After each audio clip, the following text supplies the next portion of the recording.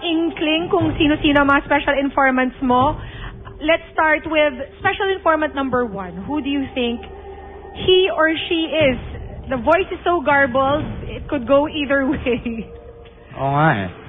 Do you want them to... Pwede mo silang kausapin, Mark? Hindi, ano yung clue sa number 1? Yung clue, nakaka-hangout mo daw siya kung kaya't marami ka daw secrets na na-share when you're bonding. Who could it be? At may clue pa dahil dun sa question. Pareho kayong nagagandahan kay Heart. Lahat ng kaibigan ko nagagandahan kay Heart. So, hindi pala yung tulong. Special Informant 1, tulungan mo nga si Mark. Say something. Pare, sino ka? Accept your name, ah. Ano, man? Downhill? Ha? Downhill? Ha? Downhill? Dominic Rocco. Dominic Rocco ang guest ni Mark. Let's move on to Special Informant number 2. Hi, Herat. Kilala mo ko. Anong tawag mo sa akin? Herat, napilitan lang ako pumunta dito. Ganyan kita kamahal. Baba. Si Baba. Panganay na kapatid ni Ina. Her name is... Baba talaga. Alisa. Alisa. Baba na lang, Baba. Asisio. Alisa Asisio. Ang Special Informant number 2 according to Mark. And the third... Ano na? Palagi ka lang puyat. Hala. Lagi na lang puyat. Tunog na tunog. Parang pala. tunog ng tatay ko to. Daddy, ikaw ba yan? Parang Alamin natin, Mark. Ngayon, if you get even one of those guesses wrong, you have to answer our ultimate question. Sige po. Wala kang choice. So, the first one you said is... Dominic Rocco. Dominic Rocco. The second one you said is... Alisa Asisio. And the third one... Airpods ko. Let's see. Right now. Ready? Get set? Go! Tama ako? Tama. Clearer and clearer? Tama. Yes! You got all three correct. Maraming salamat sa ating special informant for being here for Marqueras. Doon yung pwesto ko kanina. Nice one. Ang daya naman ni Daddy eh. Sobrang giveaway yung yung hirit niya sa'yo. Lagi ka na lang puyat.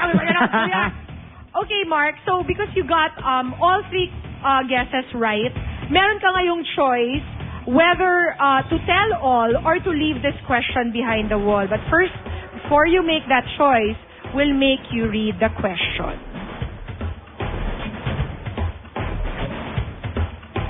Ano kaya ang gagawin ng bad boy of the dance floor? Will he choose to tell all or leave this question behind? Parang hindi naman ako... Parang ang KJ ko naman kung hindi ko sasagutin yan. Tsaka... Hindi ako nagtatago tsaka hindi ako nag-live behind the wall ng mga intriga. Wow, we commend you for that, Mark. Kahit binigyan ka namin ng choice. So here it goes. Our ultimate question for Mark Heras. Naging vocal daw kayo noon ni Ina Asisio na hintayin mo na magiging 18 years old siya bago kayo magkaroon ng formal relationship. Pero ayon sa isang reliable source, 3 taon na daw kayong in a relationship. Is this true or not, Mark? Hindi, masyadong matagal yun. 2 years, de joke. Hindi, ano ba? Behind the wall na lang, de joke. Hindi, kami kasi ni Ina, kasi ako, yung pinaka feelings ko ngayon, simula nang dumating sa akin sila Ina, sila Tita Nadia, parang ayokong i-rush lahat ng bagay. Kung ano yung meron ako ngayon, parang hindi ko ma-explain sa kanila kung gaano ako ka-happy. Diba na, kasama ko yung family ko. At the same time, meron akong second family na andyan din sa likod ko. Alam kong andyan sila palagi anytime may problema ako or kahit ano man.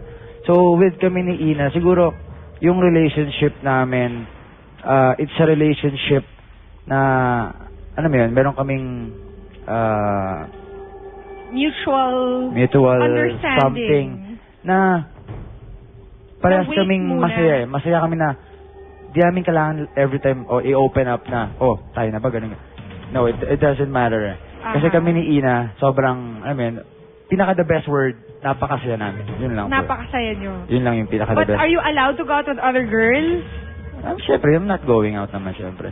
At siya, would you allow her? Depende na yun. Pero, wala naman. So, wala lang problema. Subukan lang niya. Parang ganun yun eh. Wala naman. Palakpakan po natin mga kaibigan, mga taga-Showbiz Central, si Mark Heras. Kala namin ikaw na yung unang tatanggi sa aming ultimate question, but alas, Yeah. you answered all.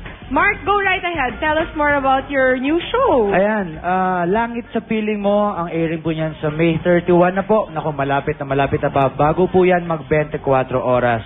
Ito po ang unang teleserye na nagtitaping at gagamitin ang NAIA Terminal 3. Ayan po, at para po sa aming mga consultation of technical matters, syempre po yung mga training ng mga FAs namin na pilots, Civil Aviation Authority, and Manila International Airport Authority. At syempre po, ako po first time ko pong magiging ka-love team si Heart. So napaka-happy and very, very excited po ako to do this project.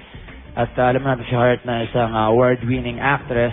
At yung aming pong ang isang soap po ay hindi magiging bigatin kung walang malalaking cast like Mr. Tonton Gutierrez, Miss Sylvia Sanchez, Miss Maritoni Fernandez, Mr. Ricardo Cepeda, Miss Cheryl Cruz, and Mr. Ray PJ Abellana, at maraming pong iba. Andiyan po sila Katrina Halili, JC Chuseco.